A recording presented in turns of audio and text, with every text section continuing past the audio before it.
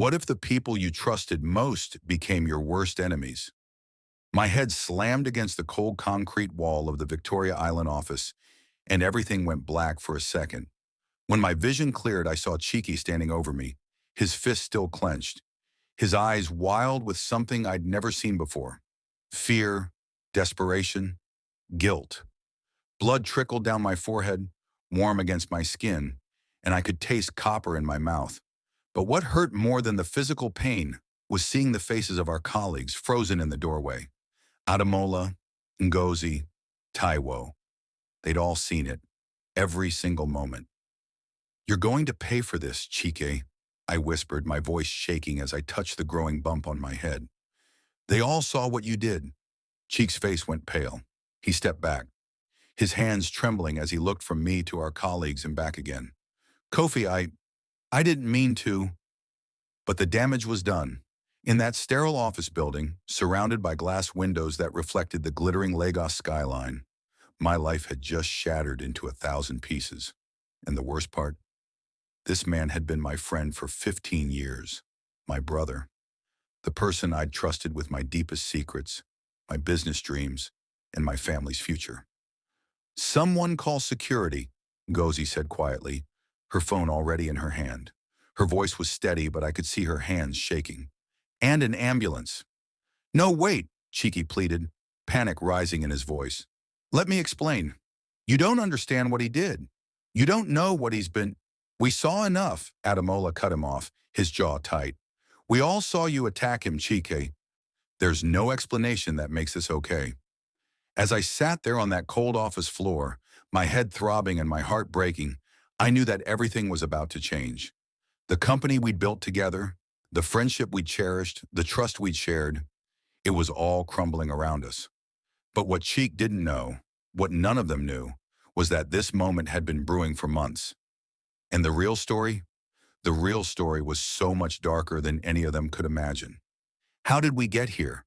How did two best friends from childhood, two men who'd sworn to support each other through everything, end up on opposite sides of a violent confrontation that would tear apart everything we'd built? The answer lies in a series of choices, lies, and betrayals that started long before that fateful day at Victoria Island. Let me take you back to where it all began, 6 months earlier, when Cheek first walked into my office with a proposal that sounded too good to be true. Because as it turned out, it was. And by the time I realized what was really happening, it was already too late to turn back. The seeds of destruction had been planted, and they were growing faster than either of us could control. But here's what makes this story even more complicated. Cheek wasn't the only one with secrets. I had my own demons, my own hidden agenda, my own reasons for doing what I did. And when those secrets collided with his, the explosion was inevitable. The question isn't really who was right or who was wrong. The question is, how far would you go to protect what's yours? How many lines would you cross? How many relationships would you sacrifice? Because by the end of this story, you'll understand that sometimes the person wielding the weapon isn't the real villain. Sometimes the real villain is the one who pushed them to pick it up in the first place. Don't forget to like, subscribe, and turn on notifications for more gripping stories like this. What do you think led to this violent confrontation? Comment below with your theories and hit that share button to show this story to someone who loves intense drama. Who do you think is really at fault here, Cheek or Kofi? Let me know your thoughts. 6 months before my head met that wall, Cheek and I sat in my living room in Lekki, celebrating what we thought was going to be the biggest break of our lives. We'd been running our import-export business for 3 years, scraping by, working 16-hour days, surviving on dreams and desperation. We weren't rich yet, but we were making progress. Slow, steady progress. "Kofi, my brother, I'm telling you, this deal is going to change everything," Cheeky said, pouring us both glasses of Chapman. His eyes sparkled with excitement, the same way they used to when we were kids plotting how we'd conquer the world someday. "I met this man at the business conference last week, Mr. Okonkwo. He owns 3 manufacturing companies in China, and he's looking for reliable partners in Nigeria." I should have been more suspicious. I should have asked more questions. But Chike was my best friend, and I trusted him completely. We'd grown up together in the same neighborhood in Surulere, attended the same secondary school, even dated sisters briefly when we were 19. Our mothers braided hair together at the same salon. Our fathers played drafts at the same beer parlor every Saturday evening. We were more than business partners. We were family. "What kind of investment are we talking about?" I asked, leaning forward. 5 million naira each, Cheek said, watching my face carefully. "I know it's a lot, Kofi, but Mr. Okonkwo showed me the contracts, the shipping manifests, everything. In 6 months, we'll triple our investment. Maybe more." 5 million naira. That was every penny I had saved, plus money I'd have to borrow from my uncle. My wife Amara was pregnant with our second child. My daughter Zara had just started private school. The timing couldn't have been worse, but the opportunity seemed too good to pass up. "Let me meet this Mr. Okonkwo," I said finally. "Let me see these contracts myself." Something flickered across Cheek's face, something I couldn't quite read, but it disappeared so quickly that I convinced myself I'd imagined it. Of course," he said quickly. "I'll arrange a meeting next week." That meeting never happened. Every time I asked, Cheeky had a new excuse. Mr. Okonkwo was traveling. Mr. Okonkwo was sick. Mr. Okonkwo was busy with other investors. But the deadline for the investment was approaching fast, and Cheeky kept pressuring me. "Brother, if we don't move now, he'll give our spot to someone else," Chike urged during one of our late-night phone calls. "There are people lining up for this opportunity." Against my better judgment, against the little voice in my head that kept whispering warnings, I transferred the money. 5 million naira, sent to an account number that Chiki provided. My entire life savings, gone with a single click on my phone. Amara cried when I told her. "Kofi, how could you invest our savings without meeting this man, without seeing real proof? What if something goes wrong?" "Nothing will go wrong," I assured her, holding her close. "Cheek would never betray me, never." How wrong I was. The first month passed with updates from Cheek. The shipment was being prepared. The paperwork was being processed. Everything was on schedule. The second month, the updates became less frequent. By the third month, I couldn't reach Cheek at all. His phone went straight to voicemail. His wife, Abeli, claimed she didn't know where he was. Even his mother, Mama Chiki, who I'd known since I was 8 years old, couldn't look me in the eye. That's when I started digging. That's when I discovered that Mr. Okonkwo didn't exist. The phone number Chiki had given me for him belonged to a prepaid SIM card that was no longer active. The business address was a vacant lot in Ikeja. The contracts were forgeries. Everything, every single thing, had been a lie. But the worst part, the part that made my blood run cold, was discovering that I wasn't Chiki's only victim. There were others. Edamola from our office had invested 3 million naira. Taiwo had put in 2 million. Even Ngozi, who worked as our accountant, had trusted Chike with her money. He'd scammed us all, spinning different versions of the same beautiful lie, exploiting years of friendship and trust. When I finally tracked Cheek down at a bar in Victoria Island, 4 months after I'd sent him my life savings, he was drunk. Not falling down drunk, but drunk enough that his mask had slipped. Drunk enough to tell me the truth. "I never meant for it to go this far," he slurred, his eyes red and watery. "I just needed money, Kofi. My father's medical bills. They were killing me. I thought I could pay everyone back before anyone noticed. I thought I could fix it." "You stole from me," I said, my voice barely above a whisper. The betrayal felt like a physical weight on my chest, crushing the air from my lungs. "You stole from all of us, from people who loved you." "I'm going to make it right," Chiki promised, grabbing my arm. His grip was desperate, pleading. "Give me 2 more months. I have another deal, a real one this time. I can pay everyone back." I wanted to believe him. God help me, even after everything, part of me still wanted to believe him. Because believing that Chiki was truly a thief, a liar, a con man meant accepting that I'd been blind for 15 years. It meant accepting that the person I trusted most in the world had never really existed. But I couldn't let it go. I couldn't just walk away. So I made a choice that would lead us both to that office, to that wall, to that moment when everything finally exploded. I decided to set a trap. What would you do if your closest friend betrayed you like this? Could you forgive them? or would you seek revenge? Drop a comment and let me know where you're watching from. The trap I set was simple, but it required patience. I told Cheeky I believed him. I told him I'd give him another chance, that I'd help him with his new real deal if it meant getting our money back. I swallowed my rage, buried my hurt, and played the role of the loyal friend one more time. But this time, I was documenting everything. Every conversation we had, I recorded on my phone. Every text message, every email, every receipt, I saved it all. I also did something else, something I'm not particularly proud of. I reached out to the other victims, Ademola, Taiwo, and Ngozi. I told them what I'd discovered, showed them the evidence of Cheek's lies, and together we formed a plan. We would let Cheek think he was getting away with it while we built an airtight case against him. We need to be smart about this, Ademola said during one of our secret meetings at a small buka in Yaba, far from our usual spots where someone might recognize us. If we confront him now, he'll just run. We need proof that will stand up in court, proof that the police can't ignore. Ngozi, who had forensic accounting experience from her previous job, began tracing the money. Where had our millions actually gone? The trail was messy, running through multiple accounts, some in Cheek's name, some belonging to people we'd never heard of. But slowly, painfully, we started to piece it together. What we found was worse than we'd imagined. Cheek hadn't just stolen from us to pay his father's medical bills. That had been another lie. His father was healthy, alive, and well, running his taxi business in Surulere, just like he'd always done. Instead, Cheek had been living a double life. He had gambling debts, serious ones, to some very dangerous people. He'd been borrowing from loan sharks at crushing interest rates. He'd gotten in so deep that he'd seen no way out except to betray the people who trusted him most. He's desperate, Taiwo observed, looking at Ngozi's spreadsheets with a mixture of pity and disgust.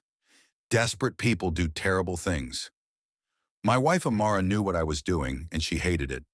Kofi, just go to the police now, she begged me one night after I'd spent another evening gathering evidence, instead of being home with her and Zara. Let them handle this. You're becoming obsessed. She was right, but I couldn't stop. Every time I looked at my daughter's face, knowing that I'd gambled away the money meant for her education, for her future, the anger burned hotter. Every time Amara had to tell me we couldn't afford something because our savings were gone, I felt the betrayal fresh and sharp. But here's the twist I didn't see coming. The thing that would change everything and lead to that violent confrontation at Victoria Island. Cheek's wife, Ebeli, reached out to me. We met at a coffee shop in Ikoyi, neutral territory where neither of us would be recognized. Ebeli looked terrible. She'd lost weight, her eyes were hollow, and she kept glancing over her shoulder like she expected someone to jump out at her. Kofi, I need to tell you something, she said, her voice trembling. Something about Cheeky that you need to know. I already know he's a thief, I said coldly. I already know he betrayed us. It's worse than that, Ebeli whispered, leaning across the table. The people he owes money to, they're not just loan sharks. They're connected to something bigger, something dangerous. And Cheeky made a deal with them. My blood ran cold. What kind of deal? They told him they'd forgive his debts if he did something for them. Something illegal. Kofi, they're using our business, your business, to smuggle contraband into Nigeria. The shipping containers you think are empty? They're not. And if the authorities find out, you'll go to prison too. They're setting you up to take the fall. I couldn't breathe. The coffee shop suddenly felt too small, too hot, too loud. Everything I'd worked for, everything I'd built was about to come crashing down. And not just the money, my freedom, my reputation, my family's future. How long has this been going on? I managed to ask. 3 months, Ebeli said, tears streaming down her face. I only found out 2 weeks ago. I found documents in his briefcase, shipping manifest with false declarations. Kofi, I'm so sorry. I didn't know what to do. He's my husband, but what he's doing is wrong. I can't let you go to prison for his crimes. That's when I realized the trap I'd been setting for Cheek was nothing compared to the trap he'd set for me. While I'd been collecting evidence of his theft, he'd been making me complicit in something far worse. If those containers were intercepted by customs, If whatever illegal goods he was smuggling were discovered, my name was on the paperwork, my company, my signature. I need copies of those documents, I told Abeli urgently. Everything you can find. And I need them now. She nodded, pulling a flash drive from her purse. It's all here. Kofi, please be careful. These people, they don't play games. If they think you're a threat, let me worry about that, I said, pocketing the flash drive. But my hands were shaking. Not from fear, though fear was definitely there. From rage. Pure, white-hot rage that Chike would not only steal from me, but set me up to take the fall for his criminal activities. I called an emergency meeting with Ademola, Taiwo, and Ngozi that same evening. When I showed them what was on that flash drive, the room went silent. We weren't just dealing with a con artist anymore. We were dealing with someone who'd crossed into genuinely dangerous territory. We have to go to the police now, Ngozi said firmly. This is beyond money. This is criminal conspiracy. Smuggling. This could put all of us in danger. No, I said, surprising myself with the coldness in my voice. Not yet. First, I'm going to confront Chiki. I'm going to look him in the eye and make him admit what he's done. I'm going to give him one chance to fix this before I destroy him. Kofi, that's not smart, Ademola warned. If he's desperate enough to work with criminals, he's desperate enough to do anything. But I wasn't thinking clearly anymore. I was thinking about 15 years of friendship, about the Chike I thought I knew, about giving him one final opportunity to be the man I'd believed he was. I was thinking about confronting him in our office at Victoria Island, with witnesses present, where he couldn't run or hide or lie his way out. That confrontation was scheduled for the following Monday, and that's when everything would explode. But what I didn't know, what none of us knew, was that Chiki had learned about our investigation. Someone had tipped him off. And cornered animals are the most dangerous kind. If you're enjoying this story, don't forget to hit that like button and subscribe for more incredible tales. Have you ever been betrayed by someone close to you? Share this video with someone who understands that pain, and let's discuss in the comments. When is confrontation worth the risk? Monday morning arrived with heavy rain, the kind that floods Lagos streets and turns traffic into a nightmare. I barely slept the night before, rehearsing what I would say to Chiki, imagining how he would react when I laid out all the evidence in front of him and our colleagues. Amara had kissed me goodbye that morning with tears in her eyes. "Promise me you'll be careful," she'd whispered. "Promise me you'll come home to us." I'd promised, but even then, I felt the weight of what was coming. The office at Victoria Island was on the 12th floor of a gleaming tower that overlooked the Atlantic Ocean. On clear days, you could see the waves crashing against the shore. Today, the windows were streaked with rain, and the sky was the color of bruises. Ademola, Taiwo, and Ngozi were already there when I arrived, their faces tense. We'd agreed to meet early before Chike showed up to go over the plan one final time. "Are you sure you want to do this?" Ngozi asked me for the 100th time. "We could just hand everything over to the police right now." "I need to hear it from him," I said stubbornly. "I need to hear him admit what he's done." Cheek arrived at 9:30, shaking rain from his umbrella, looking tired but determined. He smiled when he saw us all gathered in the conference room, but it didn't reach his eyes. He knew something was wrong. I could see it in the way he hesitated at the door, in the way his gaze darted from face to face. "What's going on?" he asked, his voice carefully casual. "Did I forget about a meeting?" "Sit down, Chike," I said quietly. "We need to talk." For the next 20 minutes, I laid it all out. The fake Mr. Okonkwo, the stolen millions, the gambling debts, the loan sharks, and finally the smuggling operation he'd dragged our company into. With each revelation, Cheek's face grew paler, his hands gripping the edge of the conference table until his knuckles went white. "Kofi, you don't understand," he started to say, but I cut him off. "I understand perfectly," I said, my voice hard. "You betrayed us. You stole from us. And then you tried to make me a criminal to save your own skin." That's when Cheeky snapped. Not gradually, but all at once, like a wire pulled too tight. He lunged across the table, knocking papers everywhere, his face twisted with something between rage and desperation. "You self-righteous bastard," he shouted. "You think you're so perfect? You think you're innocent in all this?" Ademola and Taiwo grabbed him, pulling him back. But Cheek was stronger than he looked. He broke free, coming at me with wild eyes. You want to know the truth, Kofi? You want to know the real truth? What are you talking about? I demanded, standing my ground even as my heart hammered in my chest. Those shipping containers, the ones I arranged? You approved them, Cheek said, his voice shaking. Your signature is on every single manifest. You knew something was off. You knew the numbers didn't make sense. But you didn't ask questions because you were too busy counting your profits. The accusation hit me like a slap. That's a lie. I never... 3 months ago, I showed you the shipping documents, Cheek continued, his words coming faster now, more desperate.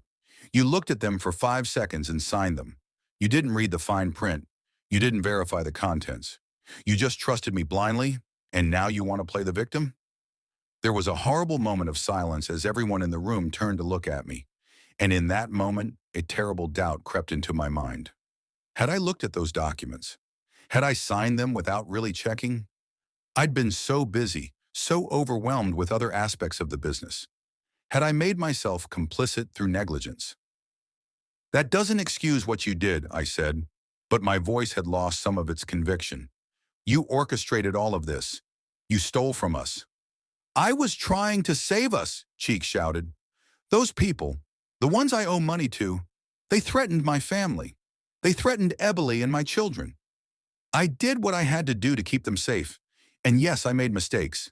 Yes, I lied. But I was going to fix it. I was going to pay everyone back before anyone got hurt. By framing me, I shot back. By making me the fall guy for your crimes. I was protecting you, Cheek roared. If you're on the paperwork as a willing participant, they can't use you as a witness against me. Don't you see? I was trying to keep both of us safe. The twisted logic of it made my head spin. In Check's desperate, broken mind, he'd convinced himself that dragging me down with him was somehow an act of loyalty, that destroying my life was a way of saving it. You're insane, I whispered. You've completely lost your mind. That's when Cheeky moved. One moment he was across the table, the next he was right in front of me, his hand grabbing my shirt collar. Don't you dare judge me! Don't you dare act like you're better than me! We struggled, crashing into the wall behind us. I heard Ngozi scream, heard Ademola shouting for us to stop. But Cheeky's grip was iron tight, and his eyes were wild with the kind of desperation that makes people capable of anything. He shoved me hard and my head connected with the concrete wall with a sickening crack. Everything went blurry. Pain exploded through my skull, sharp and white-hot. I felt myself sliding down the wall. Felt warm blood trickling down my face. Through the haze, I could see Cheek standing over me, his chest heaving, his fist still clenched. And behind him, our colleagues stood frozen in the doorway, their faces masks of shock and horror. They'd seen everything, every single moment, and their testimony would seal Cheek's fate. But as consciousness started to slip away from me, one thought kept circling through my pain-fogged mind. Was Cheek right? Had I been willfully blind? Had my own negligence made me partly responsible for this disaster? The truth I was beginning to realize was far more complicated than I'd wanted to believe. What would you have done in Kofi's position? Would you have confronted your betrayer or gone straight to the police? Drop your thoughts in the comments below. And don't forget to share where you're watching this story from. If you're hooked on this tale of betrayal and consequences, smash that like button and subscribe for more. I woke up in a private hospital room in Ikoyi, my head wrapped in bandages and my wife sitting beside my bed with red, swollen eyes. The late afternoon sun filtered through the blinds, casting stripes of light across the white sheets. For a moment, I couldn't remember how I'd gotten there. Then it all came rushing back. The confrontation, the struggle, the wall, the blood. How long have I been here? I croaked, my throat dry as sandpaper. 6 hours, Amara said, gripping my hand so tightly it hurt. The doctors said you have a concussion. They wanted to keep you overnight for observation. Her voice broke. Kofi, the police are here. They want to talk to you about what happened. My stomach dropped. Where's Cheeky? They arrested him, she said quietly. Ademola, Ngozi, and Taiwo all gave statements. They said he attacked you. They said they saw everything. 2 police officers entered the room moments later, their uniforms crisp despite the humidity outside. The older one, Inspector Adebayo, had kind eyes but a stern mouth. His partner, a younger woman named Officer Okoro, carried a tablet for taking notes. "Mr. Mensah, we need to hear your version of what happened this morning," Inspector Adebayo said, pulling up a chair. "Your colleagues have already provided their statements, but we need yours to complete the picture." I told them everything, not just about the assault, but about the theft, the fake investment scheme, the gambling debts, and, most importantly, the smuggling operation. As I spoke, I watched their expressions change from routine interest to serious concern. "These are grave allegations," Officer Okoro said, her fingers flying across her tablet. "Do you have evidence to support the smuggling claims?" "A flash drive," I said. "It's in my briefcase, in my office. Cheek's wife gave it to me. It has shipping manifests, financial records, everything." Inspector Adebayo exchanged a glance with his partner. "Mr. Mensah, if what you're telling us is true, this case is much bigger than a simple assault. We'll need to involve customs, possibly federal investigators. You understand that you might be implicated as well, given that your company was used for these activities?" There it was, the fear I'd been carrying since Ebley had given me that flash drive. "I didn't know," I said firmly. "I was negligent, maybe. I trusted the wrong person, but I didn't knowingly participate in any smuggling operation." "Your colleagues corroborate that," Officer Okoro said, which gave me a small measure of relief. "They've stated that Mr. Adeyemi handled all shipping arrangements and that you were deliberately kept in the dark about the specifics." After the police left, promising to retrieve the flash drive and continue their investigation, I was left alone with Amara. She hadn't said much during the interview, but now she looked at me with an expression I couldn't quite read. "Tell me the truth, Kofi," she said softly. "Did you really not know? Or did you choose not to see?" The question pierced me deeper than Cheek's fist ever could. I wanted to protest, to insist on my complete innocence, but Cheek's words kept echoing in my mind. Had I signed those documents without really looking? Had I been so eager for success that I'd ignored warning signs? "I don't know," I admitted, the words tasting like ash. "I've been going over it in my mind, trying to remember. There were documents I signed quickly, times when I should have asked more questions. I was so busy trying to keep the business afloat, trying to provide for you and Zara, that maybe I stopped paying attention to the details." "That's not the same as being guilty," Amara said firmly. "That's being human, being overwhelmed. Chike exploited your trust and your exhaustion. That's on him, not you." But was it? Over the next 3 days, as I recovered in that hospital room, I had plenty of time to think. The investigation moved quickly. The flash drive contents were verified. Customs officials raided our warehouse and found exactly what Abella had warned us about: containers filled with contraband goods, everything from counterfeit electronics to illegal pharmaceuticals. The operation was bigger than anyone had imagined, and Chike had been a small cog in a much larger machine. Ademola visited on the second day, bringing my favorite pepper soup from a spot in Surulere. "They're freezing the company's assets," he told me grimly, "until the investigation is complete. Kofi, we might lose everything." "Better than going to prison," I said, though my heart ached at the thought of our business dying. "The others testified that you had no knowledge of the smuggling," Ademola continued. "Ngozi went through all the financial records. She can prove that Chiki created separate accounts and falsified documents to hide what he was doing. You're going to be cleared." "What about Cheek?" I asked, surprising myself with the question. Despite everything, I couldn't quite kill that last ember of curiosity about my former friend. Ademola's face darkened. "He's in serious trouble. The people he was working for, they're part of an international smuggling ring. The federal government is involved now. He's looking at 10 to 15 years, minimum." 15 years. I tried to imagine Sheik in prison for that long, tried to picture him aging behind bars while his children grew up without a father. Part of me felt savage satisfaction, but another part, a part I wasn't proud of, felt only sadness for what we'd both lost. On the fourth day, I received an unexpected visitor. Ebele arrived with her 2 children, both under 5 years old, clinging to her skirt. She looked like she'd aged 10 years in a week. "I needed to see you," she said, her voice barely above a whisper, "to thank you for not including me in your statement to the police. You could have said I was involved."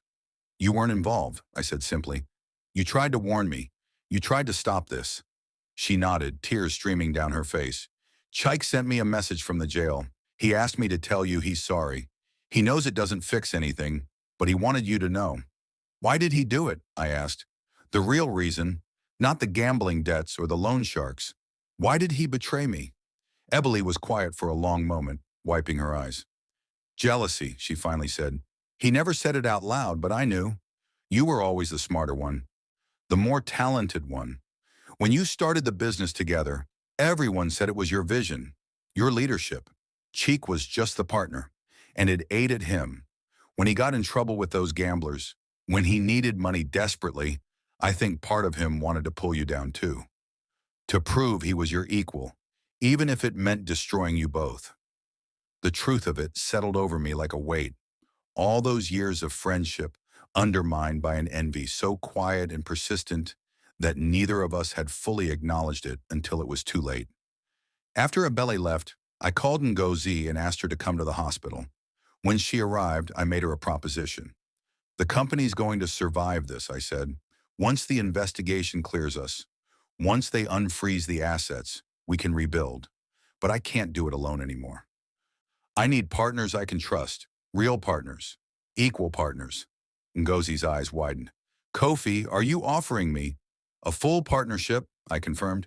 You, Ademola, and Taiwo, split 4 ways. No more silent employees, no more hierarchy. We do this together. Transparent, honest, or we don't do it at all. She smiled, the first real smile I'd seen from anyone in days. We're in, all of us. We talked about it already, hoping you'd suggest something like this. 2 weeks later, I was released from the hospital with a clean bill of health and a scar on my forehead that would never fully fade. The investigation concluded that I had been negligent, but not criminal. The company's assets were unfrozen, though we'd lost several clients and our reputation had taken a serious hit. Chiki pleaded guilty to fraud, theft, and participation in an illegal smuggling operation. His sentencing was scheduled for 3 months later. I didn't attend his trial, I couldn't, but I heard through mutual acquaintances that he'd stood in that courtroom and taken full responsibility for everything. He'd insisted repeatedly that I had no knowledge of the smuggling operation.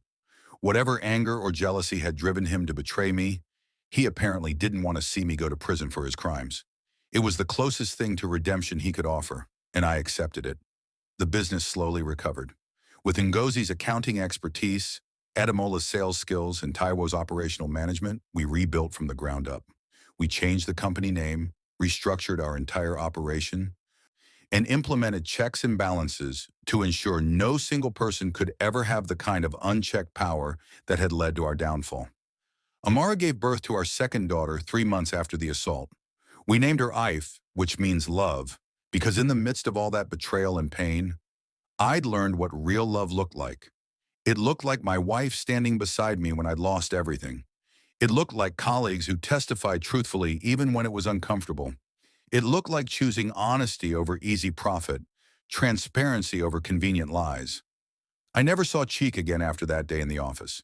I heard he was transferred to a federal prison in Enugu. I heard his wife divorced him a year into his sentence. I heard his children no longer used his surname. The man who had been my brother for 15 years became a cautionary tale, a what if, a ghost of a friendship that had died the moment his fist connected with my head. But here's the thing about betrayal. It changes you in ways you don't expect. It doesn't just make you more suspicious or more guarded. It also makes you more appreciative of genuine loyalty, more aware of your own capacity for self-deception, more humble about your judgment, and more grateful for second chances. Did I forgive Chike? That's a question I still can't fully answer. Some days I feel nothing but pity for the desperate, jealous man who destroyed his own life. Other days I feel rage at what he stole from me.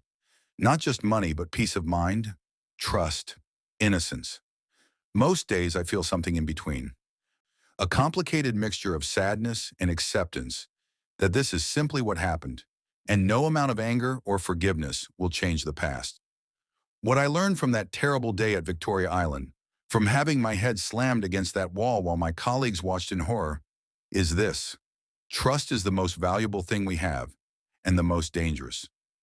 We can't live without it, but we can't live with it blindly either. The key is finding that balance, trusting enough to build meaningful relationships, but verifying enough to protect ourselves and the people we love.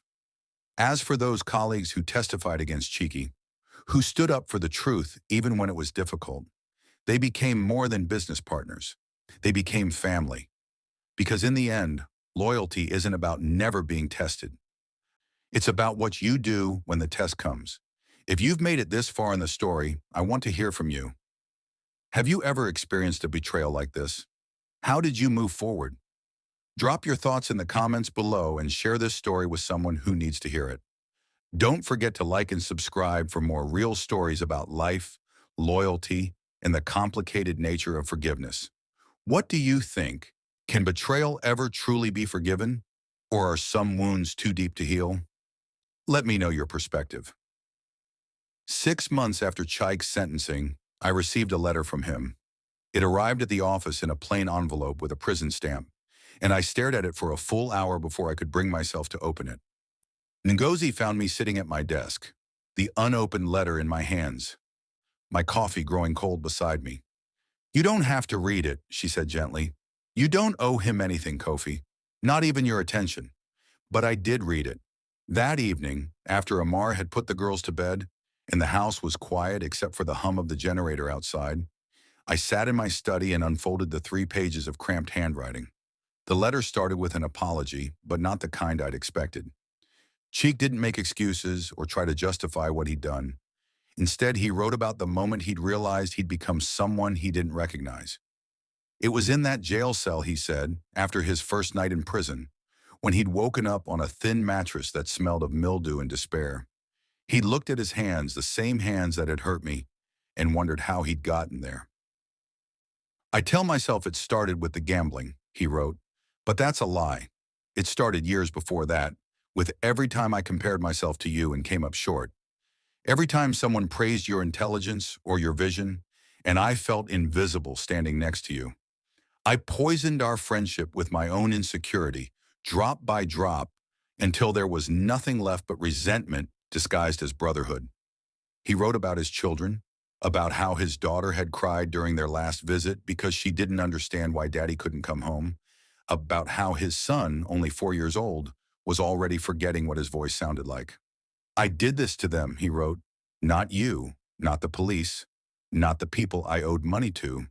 Me. I destroyed my own family because I couldn't stand to feel less than someone else." The letter went on to describe prison life in brutal detail. The violence, the boredom, the way time moved differently when you had years stretching ahead of you with nothing to fill them but regret. But then Chike wrote something that caught me off guard. "There's a chaplain here, Father Emeka. He's been working with me, helping me understand what drove me to do what I did. And he said something that's been haunting me. He said that I didn't just betray you, Kofi. I betrayed myself. I betrayed the man I could have been if I'd had the courage to deal with my own demons, instead of trying to drown them in other people's money and other people's suffering." The letter ended with a request. "I'm not asking for forgiveness. I don't deserve it, and I'm not sure I'd even know what to do with it if you offered it. But I am asking for something smaller. I'm asking you to tell my children, when they're old enough to understand, that their father was a coward who made terrible choices. But also tell them that before I became that person, I was your friend. I was someone who laughed with you, dreamed with you, believed in something bigger than myself. Tell them I wasn't always the monster they'll remember. Maybe that's selfish too. Maybe I should just let them forget me entirely. But I need to believe that there was something real in those 15 years, something worth remembering, even if it all went so terribly wrong." I put the letter down and sat in silence for a long time. Amara found me there an hour later, still staring at those 3 pages spread across my desk. "What did he say?" she asked, sitting on the arm of my chair. "He said he's sorry," I replied, "and that he wants me to tell his children he wasn't always a monster. Will you?" I thought about it, really thought about it. About Chike's kids growing up with a convicted criminal for a father, with the shame and stigma that would follow them through school, through life. About how easy it would be to simply let Chike disappear from history, to never mention him again, to pretend those 15 years of friendship had never existed. Maybe, I said finally, when they're older, when they can understand nuance. I'll tell them their father was complicated, that he was my friend before he became my enemy, that people aren't just one thing. The truth was, I'd been thinking a lot about forgiveness lately, not because Chike deserved it, but because I was tired of carrying the weight of my anger. Father Kunle, the priest at our church in Lekki, had told me something during confession a few weeks earlier that had stuck with me. Forgiveness isn't about saying what someone did was okay, he'd said. It's about deciding that you won't let what they did continue to poison your life.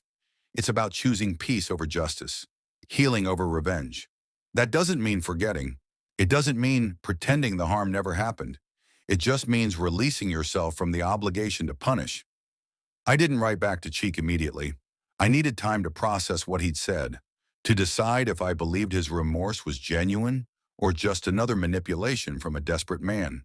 But I kept the letter, tucked away in a locked drawer in my study, alongside the flash drive of evidence and the medical reports from my concussion. Meanwhile, life moved forward. The business continued to grow under our new partnership structure. We landed a major contract with a pharmaceutical company looking to import medical equipment, and this time, we were scrupulously careful about every detail. Ngozi personally verified every shipment. Ademola triple-checked every client's credentials. Taiwo maintained a detailed audit trail of every transaction. We'd learned our lesson about blind trust, but success felt different now. Less intoxicating, more sobering. Every milestone reminded me of what the business had cost. Not just the money Cheeky had stolen, but the innocence of believing that good intentions and hard work were enough to protect you from betrayal. Zara, my oldest daughter, started asking questions about Uncle Cheek. She remembered him from before, remembered Sunday afternoons when he'd come over with his family, when the men would watch football while the women cooked in the kitchen and the children played in the yard. "Where did Uncle Chike go?" she asked one day, her 7-year-old face scrunched in confusion. Amar and I exchanged glances. We'd discussed this, prepared for this conversation, but it was still harder than I'd anticipated. Uncle Chike made some very bad choices, I told her carefully. He hurt people, including Daddy. And when grown-ups hurt people like that, they have to go away for a while to think about what they did. "Will he ever come back?" Zara asked. "Not for a long time," I said. "And when he does, things will be very different." "Do you still love him?" she asked, with that brutal directness that children have. "Even though he hurt you?" I paused, weighing my words carefully. "I love who he used to be," I said finally. "The friend I thought I knew. But I don't love the person he became. Sometimes people change, sweetheart, and not always in good ways." That conversation stayed with me for days. Did I still love Chaika? Could you love someone and hate them at the same time? Could you mourn a friendship while celebrating its end? 3 weeks after receiving his letter, I finally wrote back. I kept it short, just one page. "Chaik, I received your letter. I appreciate your honesty about what drove you to do what you did, but I want you to understand something clearly. Your jealousy might explain your actions, but it doesn't excuse them. You made choices again and again that hurt people who loved you. You stole our money. You endangered our freedom. You destroyed lives, including your own children's lives, because you couldn't handle feeling less than perfect. I'm working on forgiveness, not for you, but for myself, because carrying this anger is exhausting, and I have a life to live, daughters to raise, a business to rebuild. But forgiveness doesn't mean reconciliation. When you get out of prison, whenever that is, I don't want to see you. I don't want to rebuild our friendship. That door is closed permanently. As for your children, I will tell them the truth when they're old enough to hear it. I'll tell them their father was once a good man who made catastrophic choices. I'll tell them that people are complicated, that friendship is precious, and that trust, once broken, is almost impossible to repair. I hope you find peace in there, Cheek. I really do. Not because you deserve it, but because hatred eats at both the hater and the hated, and I'm tired of feeding that beast. This will be my last communication with you. Live well, as much as your circumstances allow. Learn from what you've done, and if you believe in God, pray that your children can somehow rise above the legacy you've left them. Kofi. I mailed the letter the next day, and with it, I felt something shift inside me. Not forgiveness exactly, but something close to it. A loosening of the tight knot of anger and betrayal that had lived in my chest since that day at Victoria Island. I was choosing to let go, not because Chike earned it, but because I deserved to be free. Ademola noticed the change. "You seem lighter," he observed during one of our morning meetings. "More like yourself again." "I'm learning to let go," I told him. "Not forgetting, just releasing the grip." "That's wise," Ngozi added. "Holding on to anger is like drinking poison and expecting the other person to die." She was right. Cheek was in prison, paying for his crimes. My job wasn't to keep punishing him in my mind.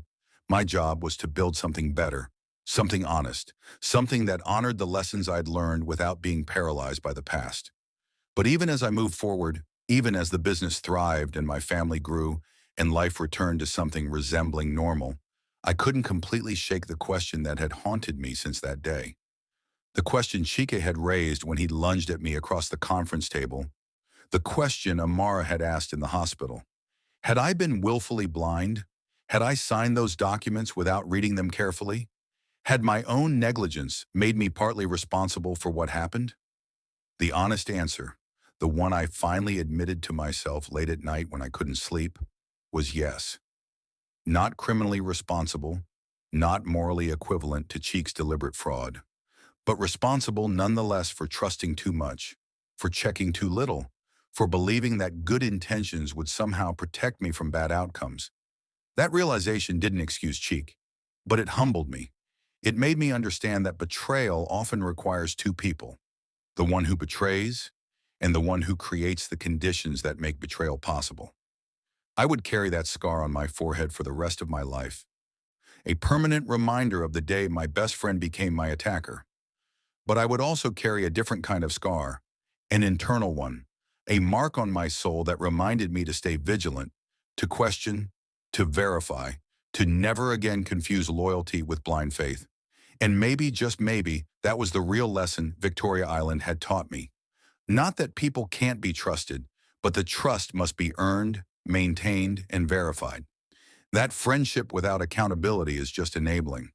That love without honesty is just fantasy. The man who'd slammed my head against that wall had testified against himself through his colleagues, through his own desperate actions, through the weight of evidence he couldn't escape. Justice had been served, at least legally. But the deeper justice, the kind that happens inside your own heart, that was something I was still working on. Something I'd probably be working on for the rest of my life. The final chapter of this story didn't happen in a courtroom or a prison or even an office building. It happened on a quiet Tuesday morning 2 years after Chiki's conviction, in a cemetery in Surulere, where we'd both grown up playing football in the dusty streets. Chiki's father had died. Baba Adeyemi, the taxi driver who'd taught us both how to change a tire when we were 12, who'd snuck us bottles of Maltina when our mothers weren't looking, who'd been a fixture of our childhood as constant as the sun. Heart attack, sudden and final. He was 68 years old. I found out through my mother, who still braided hair at the same salon as Mama Cheek. "The funeral is on Tuesday," my mother told me over the phone, her voice heavy with the weight of complicated history. "I know things are difficult between you and Chica, but Baba was good to you when you were young. You should go. Pay your respects." I didn't want to go. The thought of seeing Chiki, even in that context, even surrounded by mourners and rituals, filled me with dread. But Amara convinced me otherwise. "This isn't about Chike," she said gently, folding my black shirt with the careful attention she gave to difficult things. "This is about honoring a man who was kind to you. This is about showing Mama Chike that some bonds can't be completely broken, even by betrayal. And maybe, just maybe, this is about giving yourself closure." So I went. I wore my black suit and arrived at the cemetery early, hoping to avoid Chike entirely. The Lagos heat was oppressive even at 9 in the morning, and the crowd gathering around the grave was a sea of sweating faces in dark clothing. I saw familiar faces from our childhood. Mr. Oladell, who'd run the corner store, Auntie Folak, who'd sold akara every morning, old men who'd played drafts with our fathers. And then I saw Chiki. He was standing apart from the main group, handcuffed and flanked by two prison guards. He'd been granted temporary release to attend his father's burial, a small mercy in the rigid machinery of the justice system. He'd lost weight in prison, his face gaunt and his eyes hollow. The confident, charismatic man I'd known had been replaced by someone who looked perpetually exhausted, perpetually afraid. Our eyes met across the crowd, and for a moment, neither of us moved. Then Cheeky gave a small nod, barely perceptible, an acknowledgement that I'd come. I nodded back, just as small, just as cautious. The service was traditional Yoruba, with prayers and songs and the wailing of professional mourners. Mama Cheek was supported by her daughters, Cheek's sisters, their faces streaked with tears and grief. When they lowered Baba Adeyemi into the ground, Cheek's mother let out a cry that seemed to come from the deepest part of her soul, and I felt my own eyes burn with unexpected tears. Not just for Baba, though I mourned him genuinely, but for everything that had been lost, for the friendship that had died, for Cheek's children who stood confused and frightened at the edge of the grave, for Mama Chike who'd lost her husband and, in many ways, her son too, for the simple, uncomplicated joy of childhood when Cheek and I had been brothers in everything but blood. After the burial, as the crowd dispersed toward the reception, one of the prison guards approached me. "Mr. Mensah, the prisoner would like a word with you. Just a moment. We'll stay close, but he asked if you'd speak with him." Every instinct told me to refuse, to leave, to maintain the boundaries I'd so carefully constructed. But something else, something I couldn't quite name, made me nod. 1 minute, no more. They led me to a spot under a mango tree, far enough from the crowd for privacy, but close enough that we could still be seen. Cheek stood there, his handcuffs glinting in the sunlight, his prison uniform stark against the formal attire of the other mourners. "Thank you for coming," he said quietly. His voice was different, softer, stripped of the bravado I remembered. "It would have meant everything to my father." "Your father was a good man," I replied carefully. "He deserved respect." "Unlike his son," Cheek said, not a question but a statement. He looked down at his hands at the metal binding them. "Kofi, I know you don't want to hear this. I know you said your last letter was final, but seeing you here, seeing you honor my father after everything I did to you, I need to say something." I waited, saying nothing, my face carefully neutral. "That letter I sent you, the one where I explained about the jealousy, about poisoning our friendship," Cheeky continued, his words coming slowly, like he was pulling them from somewhere deep and painful. "That was true, all of it. But there's something else I never told you. Something I've only recently come to understand with Father Emeka's help." He paused, struggling with whatever he was trying to say. One of the guards shifted impatiently, but I held up a hand, asking for more time.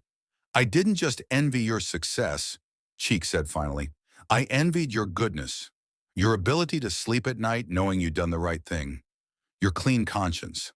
I'd been cutting corners for years, Kofi. Small things at first, overcharging clients here, hiding expenses there.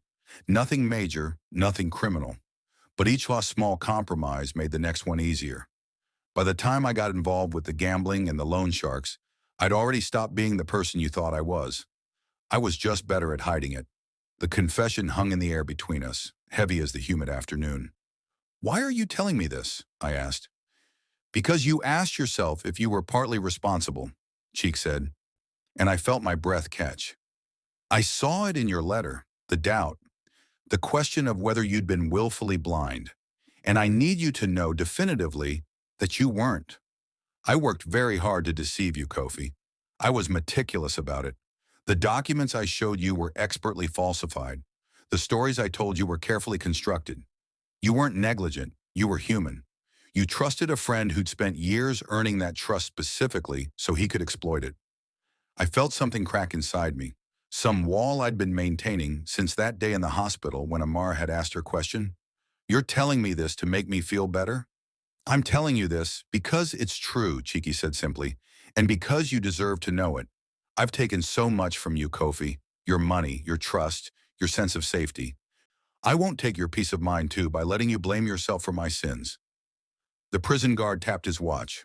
Our time was up, but Cheek had one more thing to say. rushing to get it out before they took him away. My children, he said urgently. Ebel tells me you've set up a trust fund for them, for their education. She says you did it anonymously, but she figured out it was you. He paused, his eyes filling with tears. Why would you do that? After everything I did to you? I thought about lying, about denying it. But what was the point? Because they're innocent, I said. Because they deserve a chance at a future that isn't defined by your mistakes. And because the Chike I used to know would have done the same for Zara and Ife if something had happened to me. The Chike you used to know, he repeated softly. Past tense. Yes, I confirmed, not unkindly but firmly. Past tense. The guards moved forward, ready to take him back to the van that would return him to prison, but Cheek stopped them with a word, turned back to me one last time. I have 8 more years, he said. 8 more years of this. And when I get out, I'll be 46 years old. No career, no reputation, no friends. My children will be teenagers who barely remember me. My wife will have moved on. Everything I built will be gone. He took a shaky breath. But here's what I've realized, Kofi. That's not punishment. That's consequence. And maybe if I use these 8 years right, if I genuinely become someone different, someone better, then when I get out, I can build something new. Not with you, not with the people I hurt, but with myself. A life that's honest, even if it's small, even if it's humble, even if nobody forgives me. I hope you do that, I said, and I meant it. I genuinely hope you find a way to be the person you should have been. Will you ever forgive me? Cheek asked, his voice breaking. Truly forgive me? I considered the question carefully, wanting to give him an honest answer. I don't know, I said finally. Maybe someday, maybe never. But I've forgiven myself for trusting you, and that's what matters most. What you do with your guilt, your remorse, your future, that's your burden to carry, not mine. The guards led him away then, his handcuffs clinking softly, his head bowed. I watched him walk toward the prison van, watched him shuffle like an old man despite being only 38, watched him disappear into the vehicle that would carry him back to his cell. I didn't feel triumphant. I didn't feel vindicated. I just felt tired and sad and strangely at peace. Mama Cheek found me before I left the cemetery. She gripped my hands with her weathered fingers, her eyes red from crying, but fierce with something I couldn't quite name. You're a good man, Kofi Mensah, she said. My son did a terrible thing, but you're a good man. Thank you for coming. Thank you for everything. She knew about the trust fund, I realized. Ebely must have told her. The children deserve a future, I said simply. So do you, Mama Cheek replied, squeezing my hands. Don't let what Cheeky did stop you from living fully, from trusting again, from building something beautiful. Promise me. I promised, though I wasn't sure I could keep it. Trust, once shattered, is like a mirror. You can glue the pieces back together, but you'll always see the cracks. That evening, I sat with Amara and our daughters in our living room in Lekki. Zara was doing homework, her little tongue sticking out in concentration. If was building a tower with blocks, giggling every time it fell. Amara was beside me on the couch, her hand in mine, her presence solid and real and true. How was it? She asked quietly. Hard, I admitted, but necessary. Did you talk to him? Yes. And I thought about how to answer, about how to capture everything that had happened under that mango tree. And I realized that forgiveness isn't a destination. It's a journey. Some days I'll be farther along than others. Some days I'll backslide into anger. But I'm trying. That's all I can do. Amara kissed my cheek. That's enough, she said. Trying is always enough. The business continued to thrive. Ngozi, Ademola, Taiwo, and I built something stronger than what Chiki and I had ever created, built on transparency and accountability rather than blind faith. We weren't perfect, no business is, but we were honest. And in the end, that made all the difference. I never saw Chaik again after that day at the cemetery. He sent one more letter a year later, telling me he'd completed a degree program in prison, that he was working with Father Emeka to counsel other inmates about making better choices. I didn't respond, but I kept the letter. Not as a trophy or a reminder of my pain, but as evidence that people can change, even if that change comes too late to repair the damage they've caused. 5 years after that day at Victoria Island, I stood in a new office building we'd moved into, looking out at the Lagos skyline. The scar on my forehead had faded to a thin white line, barely visible unless you knew to look for it. The scar on my soul had faded too. Not disappeared, but integrated, part of the texture of who I was. I thought about Cheeky sometimes, wondered how he was spending his days in that prison, whether he was truly changed or just going through the motions. I thought about Baba Adeyemi, dead now these 3 years, and the simple life he'd lived with dignity and honor. I thought about my daughters growing up with the story of Uncle Chike as a cautionary tale about the cost of betrayal. But mostly I thought about what I'd learned. That trust is precious, but not infinite. That forgiveness is possible, but not mandatory. That betrayal reveals character, both the betrayers and the betrayed. That you can lose everything and still rebuild. That colleagues can become family. That love means holding people accountable, not enabling their worst instincts. The phone on my desk rang. It was Ngozi calling about a new contract opportunity. As I answered, turning away from the window, I felt grateful. Not for what had happened. I would never be grateful for that violence, that betrayal, but for what I'd become because of it. Stronger, wiser, more careful, but not cynical. More guarded, but not closed. He'd slammed my head against the wall at Victoria Island, and his colleagues had testified against him. That was the simple truth, the public story.